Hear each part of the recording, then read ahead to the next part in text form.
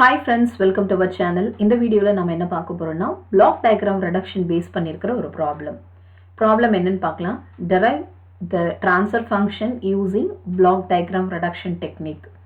So இங்க பார்த்தீங்க அப்படின்னா சம்மிங் பாயிண்ட் கொடுத்துருக்காங்க. இந்த ப்ளஸ் அப்படின்றது இந்த இடத்துக்கான சைன், அதே போல் இந்த ஃபீட்பேக் சைன் வந்து பார்த்தீங்கன்னா நெகட்டிவ். ஸோ இந்த ப்ராப்ளம் கொடுத்துருக்கிறது இது எப்படி நம்ம சால்வ் பண்ணலாம் அப்படின்னு பார்க்கலாம். ஃபஸ்ட்டு கொடுத்துருக்கிற இந்த பிளாக் டயக்ராமை நல்லா அப்சர்வ் பண்ணுங்கள். அப்சர்வ் பண்ணிங்க அப்படின்னா ஃபஸ்ட்டு இந்த இருக்கிற ஒரு விஷயத்தை நீங்கள் பார்த்தீங்கன்னா which is comes under rule number 10, அதாவது எலிமினேஷன் ஆஃப் நெகட்டிவ் ஃபீட்பேக். ஏன் நம்ம நெகட்டிவ் ஃபீட்பேக் அப்படின்னு சொல்கிறோன்னா ஃபீட்பேக் பாத்தோட சைன் வந்து நெகட்டிவ் இருக்கிறதுனால elimination of negative feedback. At the same time இதே ஸ்டெப்லேயே இதையும் நம்ம சால்வ் பண்ணிக்கலாம். இதில் பார்த்தீங்க அப்படின்னா இதையும் elimination of negative feedback. So at a time நம்ம ரெண்டு ரூலை நம்ம யூஸ் பண்ணிக்கலாம். ஸோ நம்ம என்ன பண்ண போகிறோம்னா இதுக்கு நம்ம elimination of negative feedback. So step number 1 என்ன செய்ய போகிறோம் அப்படின்னா ஸ்டெப் நம்பர் 1 என்ன ரூல் யூஸ் பண்ணுறீங்க அப்படின்றத கிளியராக இங்கே ரெப்ரசன்ட் பண்ணியிருக்குங்க. Elimination of negative feedback.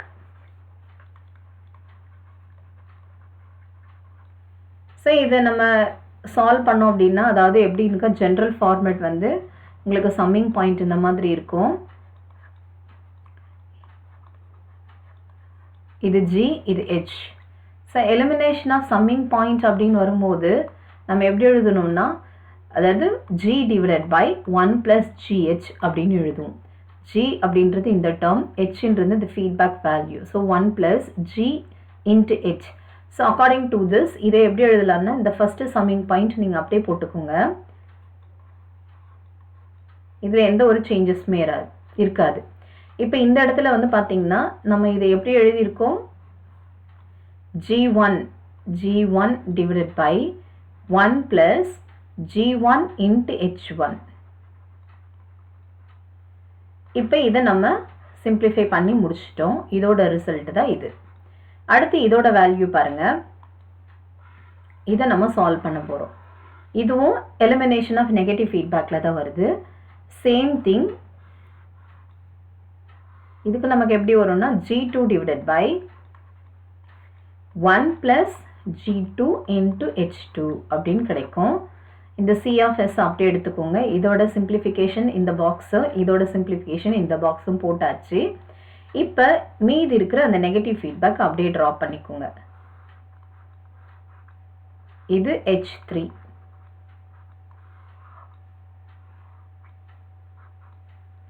இது நெகட்டிவ் ஃபீட்பேக். இது C, இது R of S, இது C of S. அகைன் இது பார்த்தீங்க அப்படின்னா ரெண்டுமே கேஸ்கேட் ஃபார்மேட்டில் இருக்குது. இப்போ இது ரெண்டுமே எடுத்தீங்க அப்படின்னா ரெண்டுமே எப்படி இருக்குன்னா கேஸ்கேட் அப்படின்னா என்ன செய்வோம் அப்படின்னா ஸோ இந்த மாதிரி இருக்கும். இது G1 வச்சுக்கோங்க, இது G2ன்னு எடுத்துக்கோங்க. இந்த மாதிரி இருந்ததுன்னா நம்ம என்ன பண்ணலாம்னா ஒரேடியாக கம்பைன் பண்ணி நம்ம G1 G2 அப்படின்னு எழுதிக்கலாம். ஸோ அந்த according to this rule we can simplify this expression as summing point அப்படியே போட்டுக்கோங்க. இது அப்படியே மல்டிப்ளை பண்ண வேண்டியது தான்.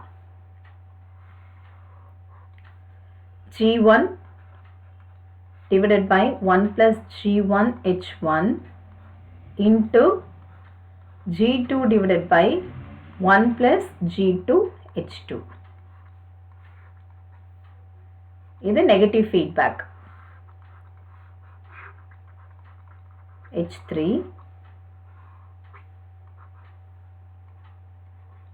இது பாசிட்டிவ் வேல்யூ, இது R of S and this is C of S. So next வந்து பார்த்தீங்கன்னா இது ஸ்டெப் நம்பர் 2க்கு நம்ம ஹெட்லைன் கண்டிப்பாக எழுதணும். என்ன நம்ம ரூல் யூஸ் பண்ணுறோம் அப்படின்னா கம்பைனிங் த கேஸ்கேட் பிளாக்ஸ்.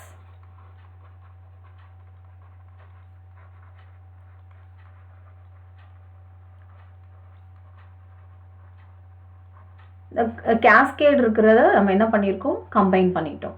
ஸ்டெப் நம்பர் 3 என்ன பண்ண போகிறோன்னா see here இது வந்து நெகட்டிவ் ஃபீட்பேக்கில் இருக்குது. அப்போ நம்ம என்ன யூஸ் பண்ணலான்னா எலிமினேஷன் ஆஃப் நெகட்டிவ் ஃபீட்பேக்.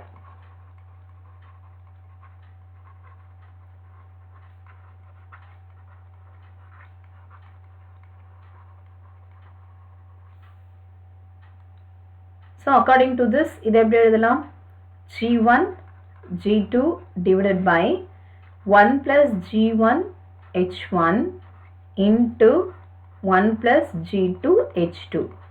இது என்டையராகவே இந்த g டேர்மில் இருக்குது. நார்மலாக எப்படி எழுதுவோம்? g divided by 1 plus g into h அப்படின்னு எழுதுவோம். இந்த g டேர்ம் தான் இந்த டேர்ம்.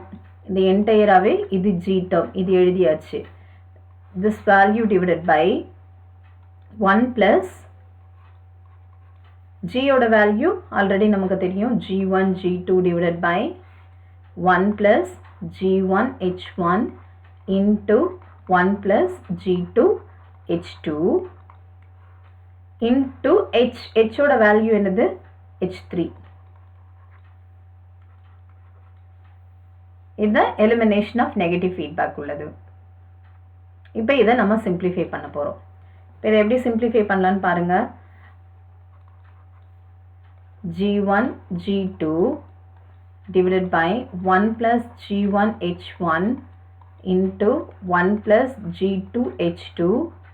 இது denominator termல இருக்குது. இது அப்படியே வச்சுக்கோங்க. this value divided by இதை cross multiply பண்ணலாம். denominator இருக்கிற term இங்கே வந்ததுன்னா 1 plus g1 h1 into 1 plus g2 h2 plus g1 g2 இந்த h3 numeratorல தான் இருக்குது. h3. this entire value is divided by the LCM எடுத்துருந்தோம்னா 1 plus g1 h1 into 1 plus g2 h2. இப்போ இதில் பார்த்தீங்க அப்படின்னா இந்த ரெண்டு டேர்மே நமக்கு என்ன ஆகிடும்னா கேன்சல் ஆகிடும். ரிமைனிங் இருக்கிற வேல்யூ என்னன்னு பாருங்கள். இதில் இருக்கிற numerator g1 g2 this value divided by 1 plus g1 h1 into 1 plus g2 h2 plus g1 g2 h3. இப்போ இதை வந்து உள்ள மல்டிப்ளை பண்ணி டினாமினேட்டரை சிம்பிளிஃபை பண்ணணும்.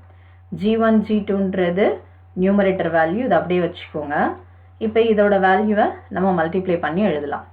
இப்போ ஃபஸ்ட்டு டேர்மோட மல்டிப்ளை பண்ணணும். first term with the second term.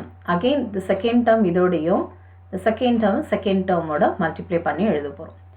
According to this 1 into 1 1 plus 1 into g2 h2 plus g1 h1 into 1 g1 h1 plus இது ரெண்டுத்தையும் multiply பண்ணிங்கன்னா g1 g2 into h1 h2 plus g1 g2 g3. இதுதான் என்னன்னு பார்த்தீங்கன்னா transfer function C of S divided by R of S. இப்போ இந்த ஸ்டெப்பில் நம்ம எடுக்கும்போது எலிமினேஷன் ஆஃப் நெகட்டிவ் ஃபீட்பேக்னா இதை சிம்பிளிஃபை பண்ணால் அவுட்புட் டு தி இன்புட் தான் transfer function C of S divided by H of S. இதுதான் நம்மளால ஃபைனல் எக்ஸ்பிரஷன். ஸோ இதில் முக்கியமான ஒரு விஷயம் என்னன்னு பார்க்கணுன்னா டினாமினேட்டர் டேர்ம்ஸாக இருக்கட்டும் நியூமரேட்டர் டேர்ம்ஸாக இருக்கட்டும் எப்போவுமே ஸ்கொயர் டேர்ம் இதில் வராது.